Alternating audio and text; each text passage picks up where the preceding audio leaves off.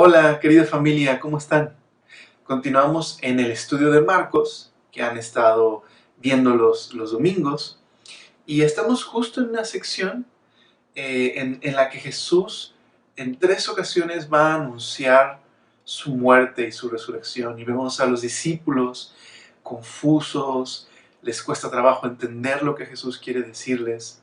Y es que en estos pasajes, en estos capítulos, se nos está mostrando más acerca de la identidad de Jesús. Cuando Jesús sube a la transfiguración y se encuentra con Moisés y Elías y se habla de su misión, de su éxodo, de la manera en la que va a revelar a Dios a través de su muerte, de su resurrección. Y vemos a este Cristo glorioso en la transfiguración. Pero luego lo vemos descender a encontrarse con esta multitud que no tiene fe, que es una generación incrédula, y que los discípulos están también siendo afectados por esa generación. Y vemos cómo Jesús sana a este muchacho que estaba endemoniado, y bueno, fue una historia increíble. Pero ahora vemos a Jesús anunciar por segunda vez su muerte, y vemos a los discípulos igual confusos, y cómo Jesús les va a dar una gran lección acerca del servicio y la humildad. Así que en estos capítulos, donde Jesús anuncia 3 veces su muerte y su resurrección, aprendemos de quién es Él, aprendemos de su misión, pero también aprendemos qué significa seguir a Jesús. ¿Qué significa ser un discípulo de Jesús? Son estos capítulos donde Jesús da lecciones tan valiosas sobre lo que implica conocer a Jesús y seguirle. Y sin duda, no solo para los discípulos, para nosotros también están siendo estas lecciones. Estamos aprendiendo la verdadera naturaleza del discipulado cristiano. Entonces, ¿te parece si oramos y ponemos este tiempo en manos del Señor? ¿Me acompañas a orar? Gracias, Señor, porque eres tan bueno, Señor, y porque nos estás revelando más de tu plan, de tu amor, de tus propósitos, Señor. Pero también nos estás enseñando qué significa seguir a Jesús.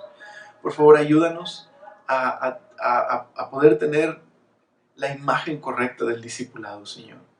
Y perdónanos cuando buscamos algo de Jesús, imponemos algo sobre Jesús que no es lo que Él nos ha dicho acerca del llamado a seguirle.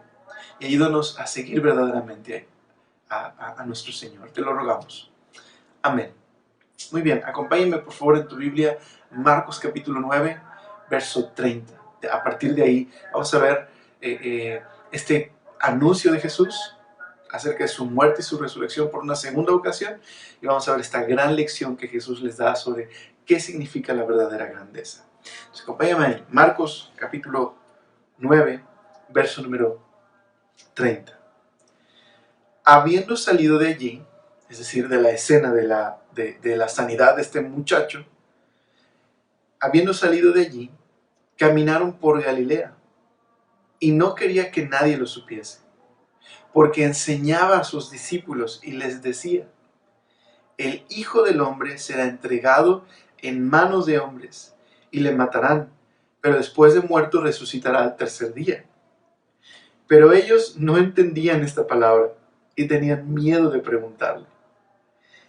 Dice un comentarista bíblico que pareciera ser que Marcos pone adrede esta historia de los discípulos sin entenderle, para relacionarnos con ellos y darnos cuenta cómo también para nosotros muchas cosas que nos ha dicho el Señor nos parecen confusas y difíciles. ¿Pero por qué? ¿Por qué les era difícil comprender lo que Jesús estaba diciéndoles? ¿Qué era lo complicado? ¿Por qué les parecía difícil? Bueno, Jesús está diciéndoles que su muerte es necesaria, que Él va a enfrentar la muerte y que va a resucitar. Sus discípulos no comprenden lo que Jesús les está diciendo y tienen miedo de preguntarle. Entonces, ¿por qué? Bueno, quizás tenían miedo de ser reprendidos, quizás no querían entender lo que Jesús les estaba anunciando. Ahora es muy interesante que en el Evangelio de Marcos, Jesús, antes del capítulo 9, lo vimos enseñando por medio de parábolas. Y los las parábolas son estos dichos velados, ¿verdad? Estos dichos con sabiduría secreta que los discípulos no comprendieron y que tomaban muy a literal, ¿verdad? Cuando Jesús hablaba en parábolas, los discípulos lo entendían literal. Entonces, con el tiempo iban comprendiendo cuando estaban aparte con Jesús y le preguntaban, entonces comprendían, ¿verdad? Pero ahora Jesús no está hablando por parábolas, Jesús está hablando literalmente. Él ha de enfrentar la cruz, Él ha de morir y resucitar. Y los discípulos posiblemente quieren encontrarle un significado secreto a esto que Jesús está diciendo de forma literal. Y no lo entienden, no entienden lo que Jesús les está anunciando. Ahora, ¿por qué no logran entender?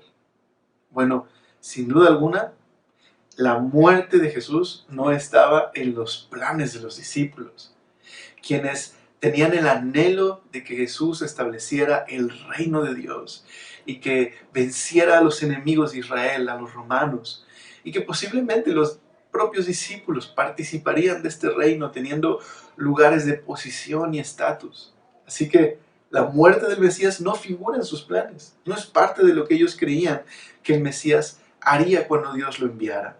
Un Mesías que sufre, y no solo que sufre, sino que aparentemente es derrotado y muere, no es algo que ellos concebían que sería parte de la misión del Mesías. Y no solo ellos, ninguno de los judíos creía que el Mesías iba a sufrir y iba a morir, aunque en el texto bíblico se hablaba del siervo sufriente, por ejemplo en Isaías 53, y en otros pasajes de los cánticos del Mesías, en Isaías se hablaba de este Mesías sufriente. Y esto era un shock para las expectativas mesiánicas de la época de Jesús, que vivían oprimidos por Roma, que pagaban estos altos impuestos, que estaban afligidos por estar siendo dominados por una nación pagana. La muerte del Mesías no era algo dentro de sus planes. Y sin embargo, Jesús les ha dicho ya por segunda vez que el Mesías ha de sufrir y ha de morir. Así que un comentarista bíblico menciona que quizás hay dos cosas dentro de lo que Jesús está diciendo que podían haber aumentado la confusión de los discípulos y nos ayudarían a comprender por qué se sienten así. La primera de ellas, ahí en Marcos capítulo 9, verso número 31, ¿qué es lo que enseñaba Jesús? Dice ahí, mira esto, cómo se presenta Jesús. El Hijo del Hombre será entregado en manos de hombres y le matarán. El Hijo del Hombre. Entonces, ¿por qué Jesús se hacía llamar el Hijo del Hombre? Este título al que Jesús se refería a sí mismo con este título, tiene su historia en el Antiguo Testamento, especialmente en un capítulo muy emblemático del Antiguo Testamento, que es Daniel capítulo 7. Es un capítulo en el que se presenta a estos imperios paganos, tiránicos por medio de bestias, que hacen lucha contra el pueblo de Dios, pero que Dios un día iba a vencer a esas bestias, que es una sucesión de imperios paganos y malvados. Y en la escena aparece Dios como un anciano de días y el Hijo del Hombre que viene delante del anciano de días. Y se nos dice esto en Daniel 7:13, que se le da autoridad, honra y soberanía sobre todas las naciones del mundo. Y que esta soberanía es para que lo obedecieran de toda raza, nación y lengua, y que su gobierno es eterno, que no tendría fin y su reino jamás sería destruido. ¿Te das cuenta? Daniel 7:3 está hablando del Mesías, el Hijo del Hombre, aquel que recibe autoridad sobre todos los reinos del mundo y que ejerce su soberanía sobre un reino eterno que no tendrá fin jamás. Entonces, considera esto. Esta es la imagen que tienen del Mesías. Es este caudillo militar, es este hombre poderoso, es este general que va a destruir a los enemigos de Israel y va a recibir los reinos de todo, los reinos de todo el mundo. Versus, Jesús ha dicho que el Hijo del Hombre ha de ser entregado en manos de hombres y le matarán. ¿Te das cuenta? El Hijo del Hombre, Daniel 7:13, es el mismo Hijo de Hombre que va a sufrir y a morir. Una muerte vergonzosa, la muerte de cruz. Así que eso nos hace entender un poco más la confusión de los discípulos. Ahora, ¿es que estas dos imágenes son completamente distintas? Bueno, es que el Hijo del Hombre, que ha de recibir autoridad y los reinos del mundo, los ha de recibir. ¿Pero cómo? Eso es lo que Jesús está recibiendo. Los ha de recibir de la manera más inesperada, al sufrir y morir en la cruz. Por eso, en la Biblia, especialmente en los Evangelios, la muerte de Jesús es vista como la coronación de Jesús, la entronización de Jesús. Y su resurrección es vista como su vindicación, la aprobación de Dios sobre la muerte de Jesús. Por eso, por ejemplo, Juan habla de la cruz como lugar donde el Hijo del Hombre será levantado, será exaltado. Y esto es lo que era revolucionario, lo que nadie se habría esperado, que el Mesías recibiría los reinos del mundo al dar su vida en rescate.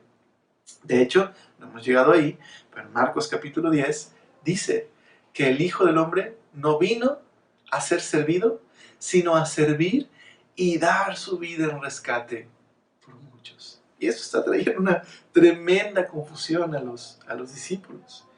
El Hijo del Hombre, el que recibe los reinos del mundo, un gobierno eterno que no tiene fin, va a ser entregado en manos de hombres para morir, para sufrir y morir. Y la segunda cosa que posiblemente les está causando algo de cortocircuito a los discípulos es la palabra resurrección aquí. Porque dice Marcos 9:31, no solo el Hijo del Hombre será entregado en manos de hombres y le matarán, pero después de muerto resucitará al tercer día. Jesús es la segunda vez que afirma que su muerte no será su fin, sino que Él va a resucitar, va a ser vindicado por Dios. La muerte va a ser revertida y Jesús va a ser exaltado por sobre todas las cosas. Pero este es el problema. Los judíos, la mayoría de ellos, creían, basado también en otro capítulo de Daniel, Daniel capítulo 12, esta resurrección al final de la era, al final de los tiempos, va a haber una resurrección de justos e injustos. Así que los judíos creían, los muertos van a resucitar. ¿Pero cuándo? Van a resucitar cuando Dios establezca su reino por medio del Mesías al final de los siglos. Ahí va a haber una resurrección de justos e injustos. Pero Jesús está hablando de la resurrección como algo que está pronto a suceder. Así que eso los tiene confundidos. ¿Cómo será esto? ¿De qué está hablando Jesús? Y están confundidos. Ahora vamos a detenernos aquí un momento a meditar. Porque quizás podríamos criticar a los discípulos y decir, estos cabezones que no comprenden y están confundidos. ¿Por qué?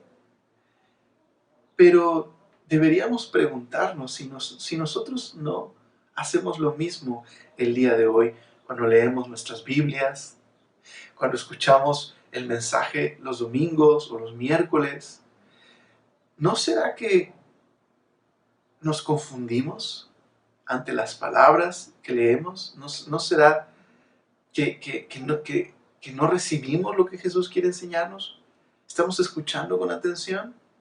¿Estamos dispuestos a ser confrontados y que cambie nuestra manera de pensar? ¿Estamos dispuestos a recibir lo que Jesús quiere decirnos, aun cuando choca con nuestra manera de vivir y pensar? Quizás una de las razones por las que los discípulos están confundidos es porque ellos están pensando en que seguir a Jesús va a traerles estatus, prestigio, valor. Y quizás es la misma razón por la que nosotros estamos confundidos o nos cuesta trabajo escuchar a Dios a través de la palabra. Porque quizás como los discípulos tenemos esta manera tan común de pensar el día de hoy, déjame ponerlo así, quizás se va a escuchar fuerte, pero tan narcisista, tan centrada en nosotros mismos, en la que creemos que el Evangelio se trata de cómo Dios quiere hacernos felices, o quiere hacernos sentir bien acerca de nosotros mismos, o cómo quiere hacernos prosperar en nuestros planes y darnos sueños y un futuro feliz. Y por favor, no me malentiendas, no estoy diciendo que seguir a Dios es entonces una vida en la que solo debemos esperar dolor y sufrimiento. Pero El Evangelio no trata acerca de nuestra felicidad, o de tener estatus, o de tener prestigio, o de tener éxito. Seguir a Jesús se trata de una vida de arrepentimiento en la que me he puesto bajo el señorío de Jesús y que no necesariamente va a ser una vida color de rosa, podría incluir rechazo y sufrimiento, pero el fin último es glorioso. El fin último es glorioso. Seguir a Jesús es seguir a aquel que es la luz y aquel que es la vida. Como dijo Jesús, yo soy el pan de vida, aquel que viene a mí, cree en mí, no tendrá hambre ni sed jamás. Jesús dijo también, yo soy la luz del mundo. El que me sigue no andará en tinieblas, sino tendrá la luz de la vida. Jesús dijo, yo soy la resurrección y la vida. El que cree en mí, aunque esté muerto, vivirá, y el que vive y cree en mí, no morirá eternamente. Jesús es el buen pastor, es la puerta de las ovejas, que si entras por ahí, encontrarás vida. Él es Jesús. Seguirle es hallar la vida y tener esperanza. Pero Jesús no prometió una vida cómoda, ¿verdad? Pero sí prometió una vida llena de esperanza y consuelo y que va a culminar en ese futuro glorioso que esperamos los hijos de Dios. Pero los discípulos han escuchado la mitad del mensaje, ¿me explico? Se quedaron a mitad del mensaje y solo están sus mentes confundidas porque sus sueños y sus esperanzas de un Mesías triunfante y de un reino poderoso se están cayendo a pedazos. Entonces, déjame ponerlo así. ¿Será que estamos creyendo en el Jesús de la Biblia tal y como se nos presenta? ¿O nos hemos hecho nuestra propia versión de Jesús y nuestra propia versión del Evangelio, de manera que cuando somos confrontados nos decepcionamos? Porque nos hemos construido una imagen equivocada, una expectativa equivocada de lo que Dios debería hacer por nosotros. Ahora yo te animo a que si esto te confronta, no te alejes. Más bien ven a Jesús así perplejo y confundido y síguele. Confía en Él y confía en lo que Jesús quiere darnos, que es vida y vida eterna. Así que esto está complementado por la escena que sigue, en la que vemos a Jesús enseñando acerca de la verdadera grandeza. Entonces mira el versículo 33 al 37. Y llegó a Capernaum, y cuando estuvo en casa, les preguntó.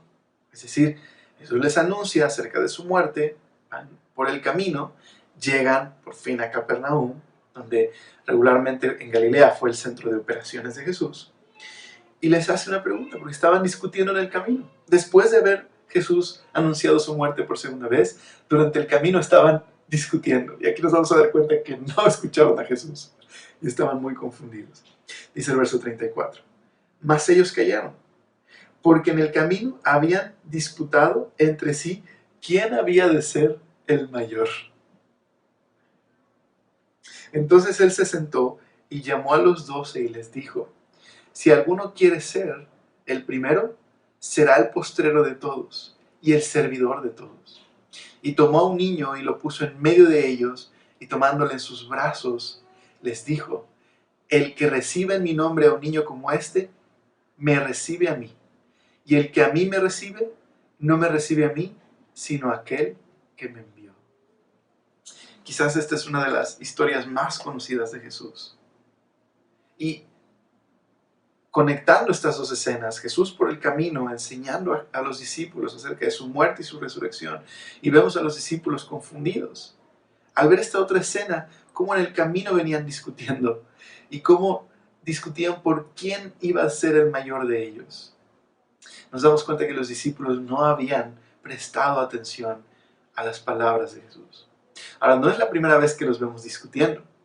Ya los vimos discutiendo cuando Jesús habló acerca de que no habían traído pan, ¿verdad? Es decir, cuando Jesús les dijo, cuídense de la levadura de los fariseos, y están discutiendo entre ellos acerca del pan. También los vemos discutiendo con los maestros de la ley, Y los veremos discutiendo más adelante. Los discípulos están llenos de una actitud de competitividad y Jesús va a confrontar esa actitud. Su enseñanza sobre lo que significa ser un discípulo es la siguiente. Ser un discípulo, seguir a este tipo de rey, a Jesús, que va a salvar al mundo por medio de su muerte y su resurrección. ¿Qué significa seguir a este rey, cuya coronación va a ser la cruz? ¿Qué significa seguir a este rey? Significa una vida de servicio desinteresado por los demás. Jesús es rey, pero es tan diferente a los reyes del mundo. Y Jesús les va a enseñar entonces cómo este rey es diferente y cómo sus súbditos tienen que ser diferentes. Ahora, la primera vez que Pedro quiso hacer a Jesús cambiar de opinión, Jesús les enseñó esta paradoja acerca del discipulado, ¿recuerdas? El que quiere salvar su vida, la perderá. Y todo aquel que pierde su vida por causa de mí y del Evangelio, la salvará. Así que aquí hay una nueva paradoja de la vida cristiana, del discipulado. Mira, presta atención. Quien quiera ser el primero, debe ser el último. Y el que quiere ser grande, tiene que ser el sirviente de los demás. El reino de Dios al revés. Jesús es el rey de un reino tan diferente a este mundo. Sus súbditos no pueden ser iguales que aquellos que viven en este mundo. Es decir, aquellos que tienen los valores de este mundo. Sus discípulos tienen que ser diferentes. Así que los 12 discípulos que van a ser representantes de Jesús el Rey en el mundo no pueden vivir bajo delirios de grandeza, sino su corazón tiene que tener la disposición de amar y servir desinteresadamente a los demás, como el mismo Señor al que siguen sirve y sufre por otros. Así que aquí Jesús hace algo muy interesante. Toma un niño, ¿verdad? Toma un niño y lo pone de ejemplo. Dice una vez más el verso número 36.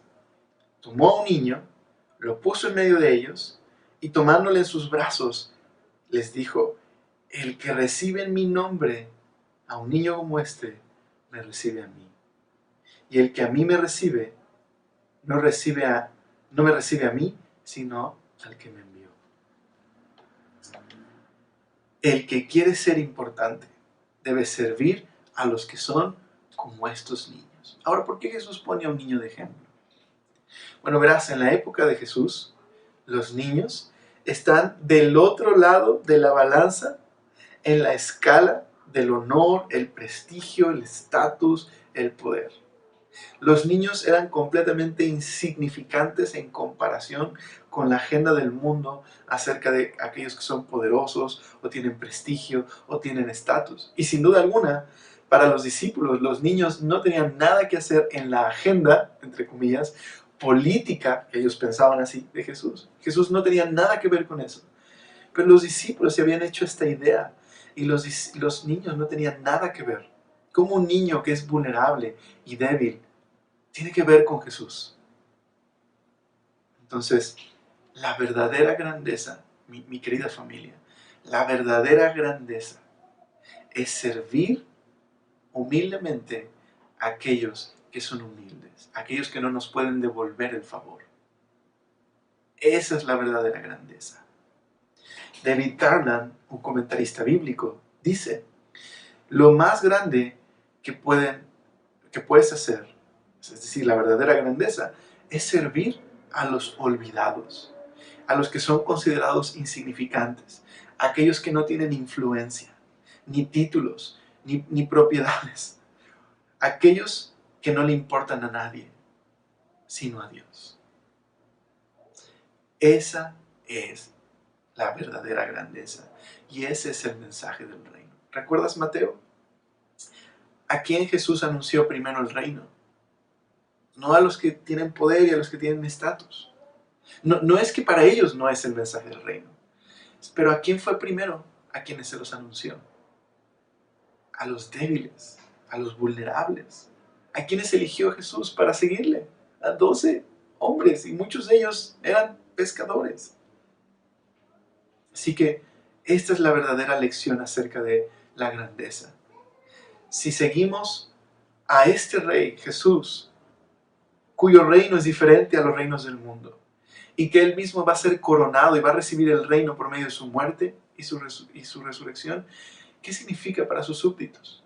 ¿Qué clase de actitud deben demostrar aquellos que siguen a esta clase de Rey? Jesús dice, servir a aquellos que no nos pueden devolver el favor. Verdadera grandeza es servir al humilde. Y el que quiere ser el primero, tiene que ser el último. Así que Jesús nos está dando una imagen de cómo debe ser una auténtica comunidad de creyentes, donde todos los miembros son importantes. ¿Te das cuenta? Todos los miembros de la comunidad son importantes, son valiosos porque Dios se preocupa por ellos. Nos recuerda mucho a lo que Pablo escribió en 1 Corintios capítulo 12, 25 y 26. Déjame leértelo. Esto hace, dice Pablo acerca de la comunidad cristiana, acerca de la iglesia, esto hace que haya armonía entre los miembros, a fin de que los miembros se preocupen los unos por los otros. Si una parte sufre, las demás partes sufren con ella. Y si una parte se le da honra, todas las partes se alegran. Así que Jesús nos enseña a amar, servir y preocuparnos por todos. Y especialmente servir a aquellos que no nos pueden devolver el favor. Así que, ¿por qué no terminamos el día de hoy meditando en dos cosas acerca de este pasaje? Dos cosas que creo que tú y yo podemos llevar a la práctica.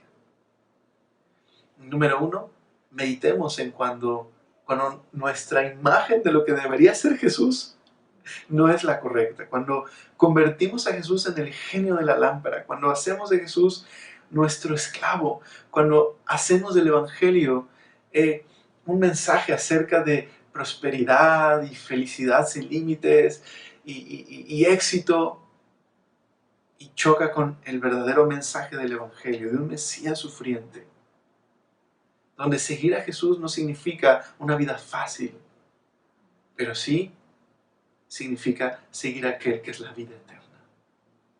Sí significa un futuro glorioso al final.